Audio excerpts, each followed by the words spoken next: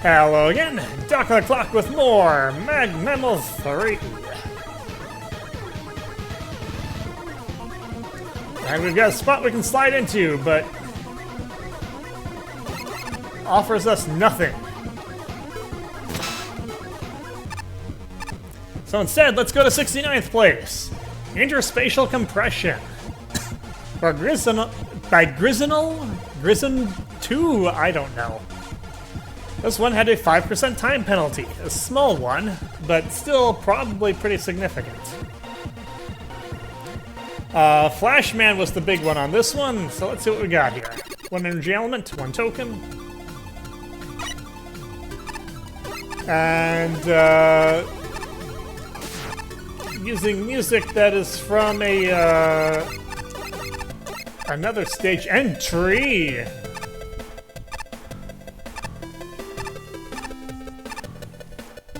Okay, that's a gimmick I wasn't anticipating.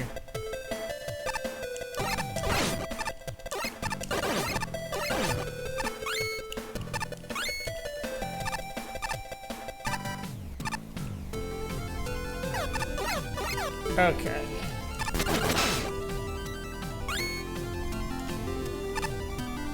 Do I want to go up or do I want to go down?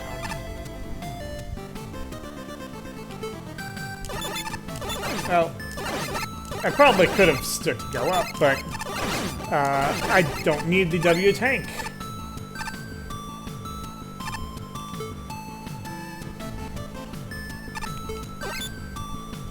Wow. What a bizarre show. And here is our 1 token.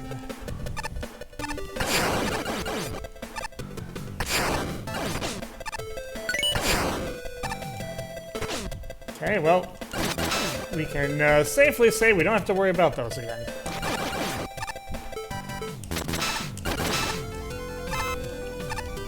Alright, so let's focus on the stage itself.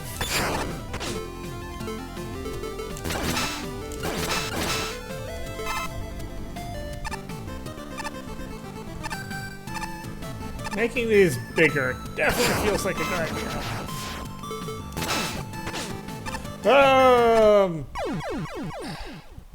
Not dying also feels like a good idea. I clearly am incapable of accomplishing that, though.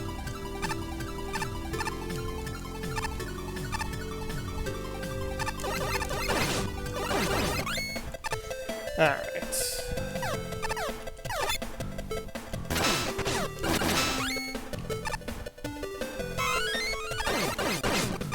Well, at least we got the W tank. We didn't need it, but we got it anyway.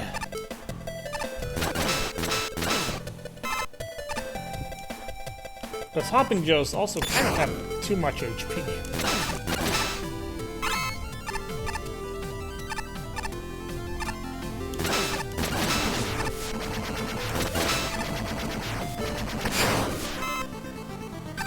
Alright. Well, it is a neat gimmick for sure. It also has the potential to be very dangerous. You have to be thinking about your actions.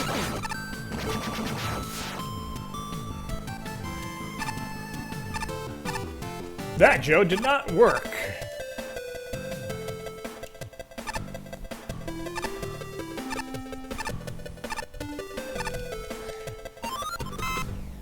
Yeah, you gotta make sure you position your Leaping Joes in the right place. That one was mostly armless. Oh, we've got more, okay, are those solid? Yes, they're solid.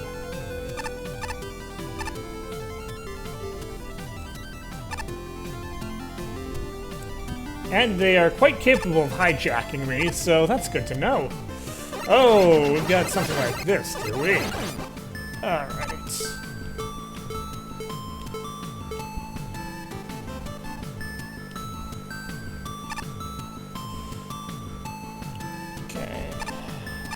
Making sure it's big enough to get me through safely. Okay, well at least those are damage spikes. But I need to zip through that a lot more quickly than that, I guess.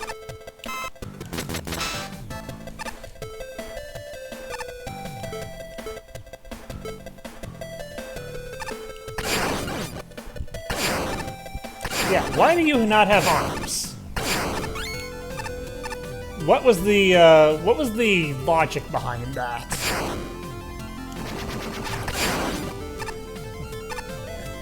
Why would you make a model of Joe that did not have any arms? What is the benefit of it?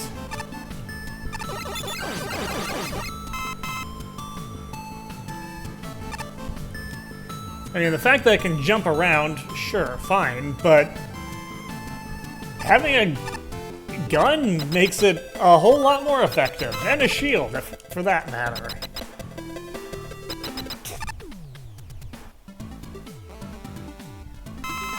And hi. What in the world are you? Besides, hard to avoid.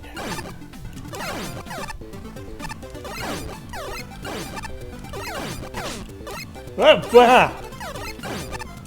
space is getting smaller.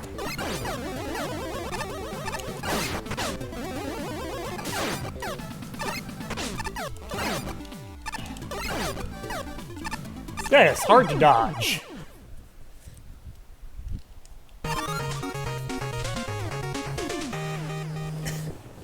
Well, that was a short stage. Interesting gimmick. Ended up being kind of simple. I was expecting guess a little bit more, but I mean, it was well done for what it did.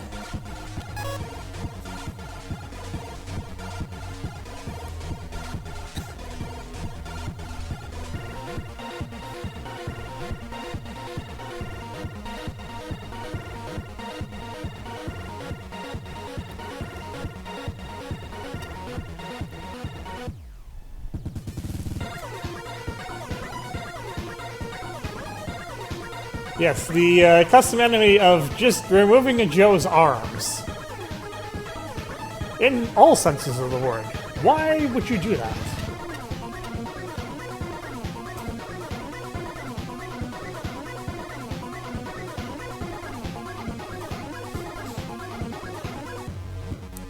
Yeah, it feels like the stage was trying to build towards something and then just kind of petered out. I mean, I guess better than overstaying your welcome, but yeah, I think it needed a little bit more.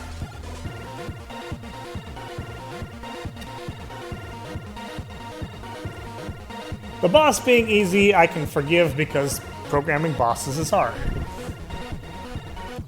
But yeah, it was definitely like that was a boss on the level of, say, a Decoy Man, although it looked better than Decoy Man did.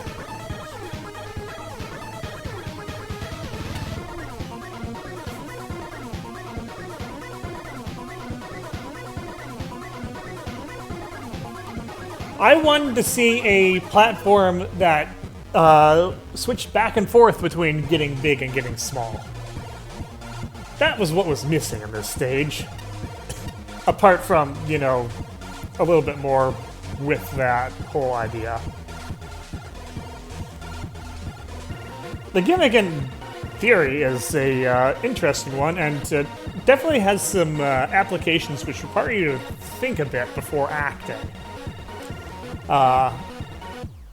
But yeah, it felt like I was missing out on that that third variant.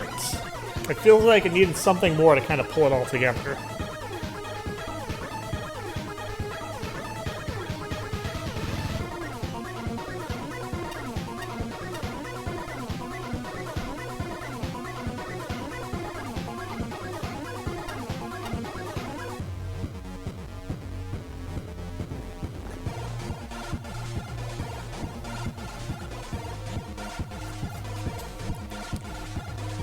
I'm not saying Earnless Joe's a bad enemy, I'm just saying why. What is the justification for its existence?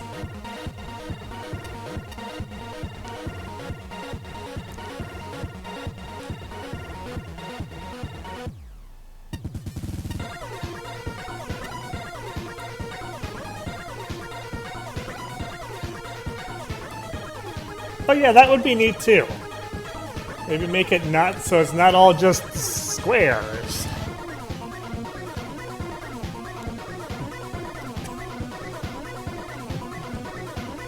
You can tell Shinryu is a level designer. It took him all of just a couple playthroughs to come up with 16 different ways this stage could have been made more interesting with its primary gimmick.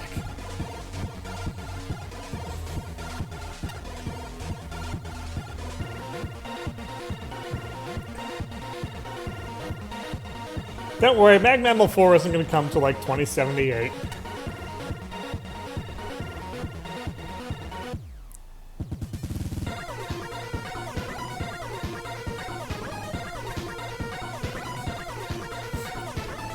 That might be Apache's longest throwaway line.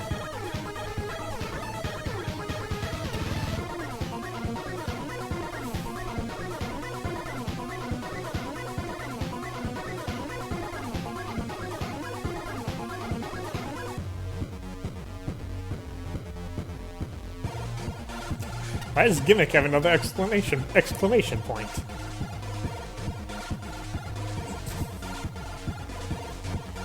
Yeah, actually also pointing out that cycling would have been a good idea.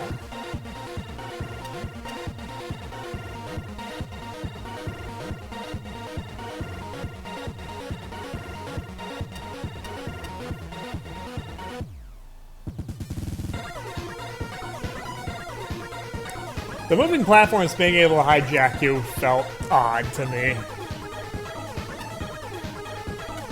Interactions, they can be challenging sometimes.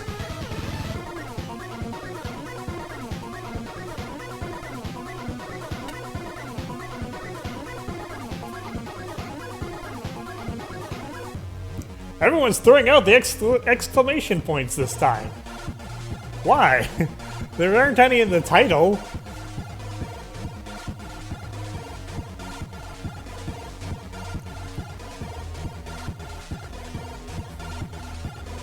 Yeah, the more the judges talk, the more I realize that the stage didn't really do enough with with its core idea. There's so many more things that it could have done to spice things up, and just did not really.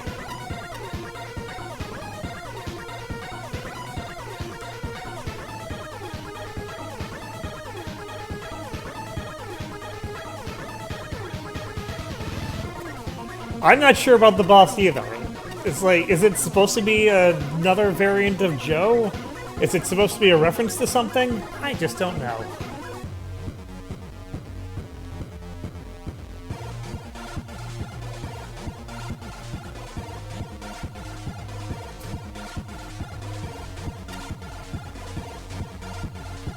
Also, the armless Joes needed like half as much health. The reason Sniper Joe gets away with being bulky is because it's stationary and pretty much easy to deal with. The hopping ones, they don't have no reason to be that bulky.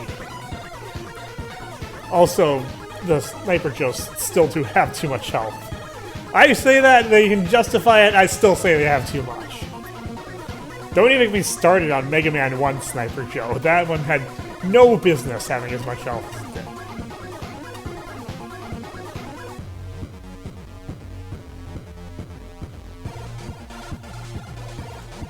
did. Secret E-Tank? I did not see the secret E-Tank.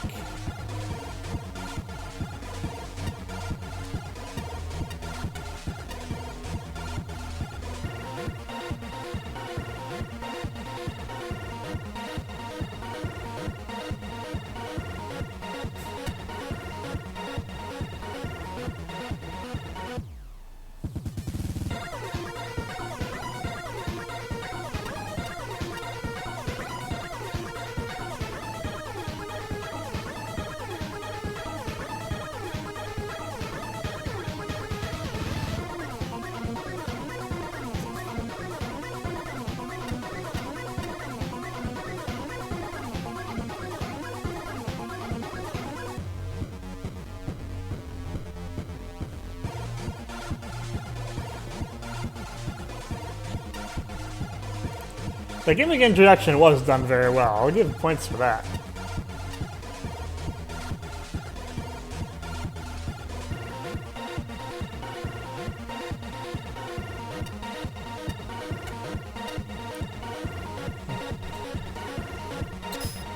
Also, the judge comments generally kind of on the shorter side. Guess it makes sense, so is the stage.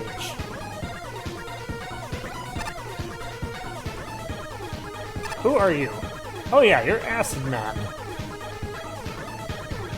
The colors threw me off at first. Each of these teleporters are filled with my new color-shifting acid. When you collect every element or token in a level, the respective tube will shift up and down in response. But you can't tell that with the one below me. You haven't cleared this paradise of a simulation yet.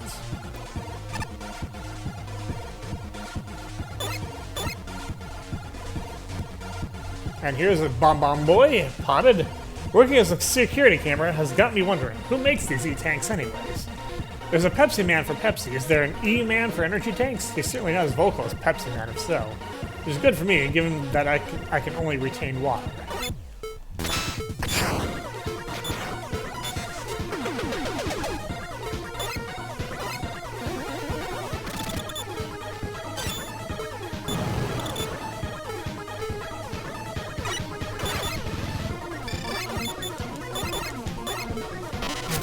Huh. That is definitely an interactable block of some sort. But I do not know how to interact with it. None of my weapons have worked. That's curious. I'm gonna have to explore that further, but not now.